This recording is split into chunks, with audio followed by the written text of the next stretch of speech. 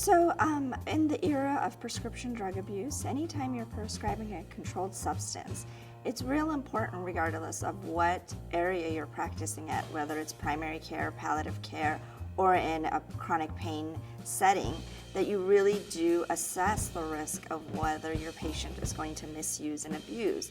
And this is not to say that they're going to do that, it's you're assessing their risk based on their family history, their own personal history. And then you're gonna develop a safe prescribing plan to move forward with using opioids and other controlled substances. So in my setting, opioids are the first line in cancer pain. I know I'm gonna use an opioid, but I'm gonna use it safely. And I'm gonna have that conversation, as difficult as it may be, with that patient. And when we first started doing this in our palliative care setting, we thought, oh my gosh, it's gonna be so hard to have that conversation where I tell the patients, well, you're at a high risk for misusing based on your history and your family history. And then, that might ruin our relationship and their trust in me. But in fact, it's been really surprising to see the complete opposite, where you tell that patient that and they go, oh, thank God you have a plan, because I don't wanna go back to that either.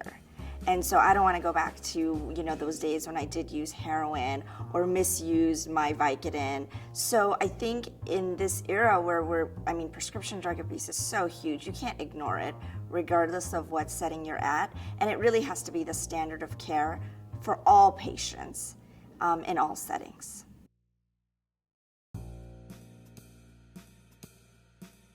First and foremost, it's knowing how to dose it and when to titrate it. That's where I think most practitioners get in trouble, and that's why methadone is the opioid that causes the most morbidity and mortality, because the pharmacokinetics, the pharmacology behind it, with the drug interactions, the QTC, the long half-life is where we get in trouble.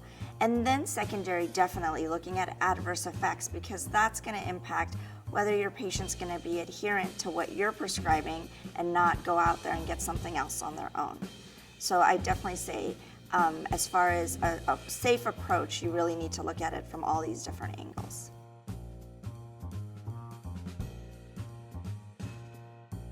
Yeah, so in our setting where we see patients for pain and palliative care, what we find is that towards the end of life, or even at times with cancers that may in fact impact the oral cavity or a capability of swallowing, we do utilize the under the tongue method, so the sublingual method. And we've done that with really good success with some of these opioids, especially the liquid formulations. So it gives you just another option. You don't need to keep them in the hospital and have an IV for these patients. They can be at home but be managed comfortably with their opioids.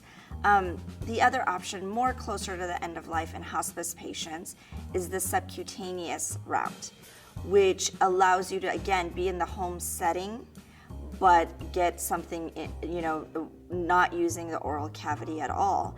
And there's pluses and minuses with the subcutaneous. There's a limit to how much you can infuse. So it can't be a lot of medication, so you have to use really concentrated formulations. And then most hospice nurses are comfortable with the subcutaneous route, but you need to ensure that that is feasible.